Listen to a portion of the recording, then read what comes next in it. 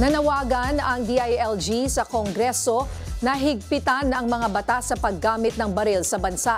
Kasunod nga ito ng school shooting diyan sa Zamboanga City. Alamin natin ang opinyon dyan ng isang eksperto sa batas. Makakausap natin si Attorney Jen Reyes. Siya po ay isang litigation lawyer, law professor at law book author. Magandang hapon, Attorney Jen. Magandang hapon. Attorney, ano ba ang eksaktong pananagutan ngayon ng magulang sa batas kapag nakuha ng minor ang baril nila at ginamit sa pamamaril? Well, under the new civil code, may mga pananagutan ang mga magulang if nag-cause ng damage or injury ang mga menor de edad na anak, pero ang responsibilidad na ito ay civil lamang in nature.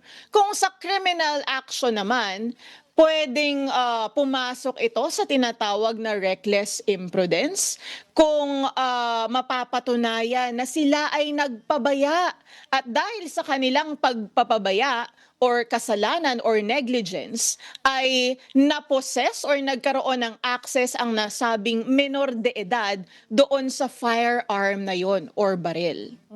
So, Attorney Jen, kung totoo nga na naiwan nung ama nung bata sa sasakyan daw, itong mga baril kaya nakuha nung bata, anong liability dito ng ama ng bata? Pwede ba siyang makulong dahil sa nangyaring ito? Or he can still get away with it kasi mahina nga ang ating batas? Gaya ng mga naturan ko pong pwedeng maging liabilities, pwedeng yon ang mga maikaso or maging responsibilidad ng naturang individual. Pero ako po ay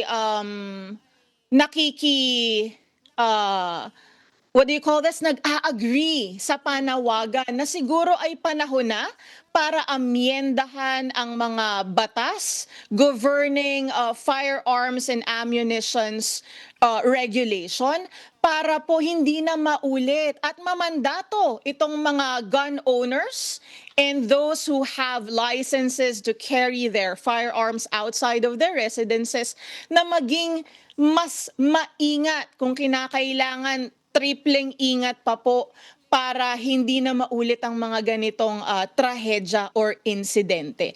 I believe it is high time na magkaroon ng explicit provision sa ating batas na kung ikaw ay isang gun owner or if you possess a license to carry your firearms outside of your residence at ikaw ay negligent or pabaya ka at dahil doon ay na-access ito ng ibang tao, lalo na ng menor de edad, dapat ay magkaroon ka ng mas matinding criminal responsibility or liability. Oo, yun nga Attorney Jen. So dahil nga dito nga sa nakita nating insidente, dapat ba nating gawing krimen at parusahan ng mabigat ang tinatawag na negligent gun storage? Para sa akin po, napapanahon na tama magkaroon ng explicit criminal provision kasi po under present law, specifically Republic Act 10591 na nag-amyenda sa ilang seksyon ng naunang batas or yung tinatawag nga nila na Robin Padilla Law or Republic Act 8294, walang explicit na provision under these particular laws na nagsasabi na ang isang negligent na nagmamay-ari or may lisensya to carry firearms ay may criminal responsibility kapag ito ay napasa kamay ng ibang tao, lalo na ng menor de edad. Yun nga po, balikan lang natin itong tinatawag na quote-unquote Robin Padilla Law. Ano ba ang nilalaman nito? Ito raw yung probisyon sa illegal possession of firearms at bakit gusto itong baguhin or iparipil ng gobyerno ngayon? Magandang tanong po, Kasi po ayon dito sa nasabing batas, yung sinasabi nila na Robin Padilla Law, or more specifically known as Republic Act 8294, inamyendahan po nito yung lumang batas na nag-govern sa mga firearms na isang presidential decree. Doon po kasi sa lumang batas, walang distinction kung anuman yung firearm, anuman ang kalibre or anuman ang klase, ang magiging parusa dyan if it is an unlawful possession or acquisition ay reclusion perpetua. Pero dahil nga po naamyendahan ito ng Republic Act 8294, nagkaroon po ng mga klasifikasyon. Ibig sabihin, yung pagkakakulong or parusa sa isang tao who will unlawfully acquire or possess a firearm, nakadepende po yan doon sa klase ng firearm. So kung mahinang klase lamang or mababang klase, mababa lamang ang kulong. At kapag pataas ng pataas yung quality or mas lalong dangerous, tsaka po siya nagiging mas mataas ang parusa. Kaya po nagkaroon or nagkakaroon ng patuloy na mga pagkakataon na tila baga hindi ito siniseryoso yata ng ilang mga tao dahil nga may mga ibang klasifikasyon na mababa lamang naman ang parusa. Kasi kung sa isang ordinaryong tao, basta baril, nakakamatay yan eh. Whether maliit yan na baril o malaking baril, di ba? Basta nakamatay at naka-endanger ng buhay ng iba. Hindi ho ba dapat pantay-pantayan? At saka yung isa ko pang susunod na tanong po, hindi ba para naman na makatulong sa seguridad, mas secure ang ating society, dapat gawing mas mabigat at non-bailable o hindi pwedeng piyansahan itong mga, for example, illegal possession ng baril?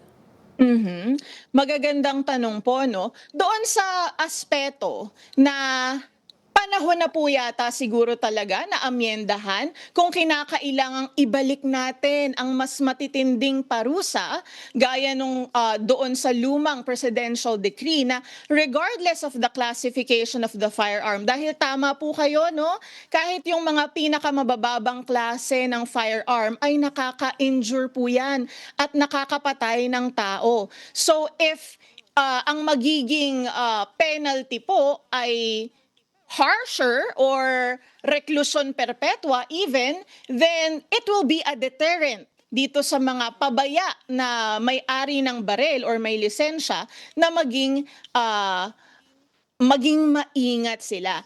At doon naman po, kailangan linawin natin, yung pong pagsasabi na gawing non-bailable itong maging parusa, linawin po natin na under the Constitution po kasi, pwedeng makapag-bail ang isang tao unless ang offense na kanyang kinomit or na-charge sa kanya ay punishable by reclusion perpetua or life imprisonment at the evidence of guilt is strong. So, hindi po natin pwedeng ilagay doon sa amendment ng batas na ito na non-bailable yung offense. Pero, pwede pong gawin ng ating mga matatalinong legislators na ang penalty for violation of this act will be reclusion perpetua, and kasi po, kapag ang evidence of guilt is strong, ay pwedeng hindi mapagbigyan ang pag-a-apply ng bail ng isang tao. So isang paglilinaw lamang po, para hindi malito ang mga kababayan natin. And we were just talking about loose firearms, yung kumbaga walang illegal na possession ng firearms. Pero kapag government issued, like ito, the last time yung sa Tacloban, police yung tita niya. Ito naman, opisyal ng customs ang tatay niya. So these are government-issued firearms na nagamit sa krimen. Hindi ba dapat mas mabigat pa ang pananagutan ng opisyal na nag-iwan nito?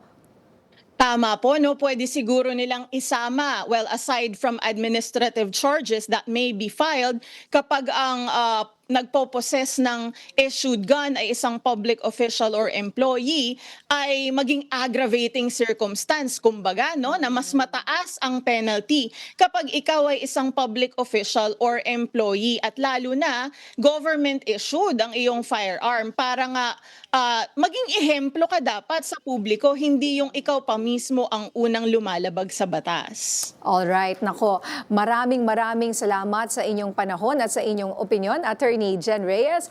Magandang gabi po.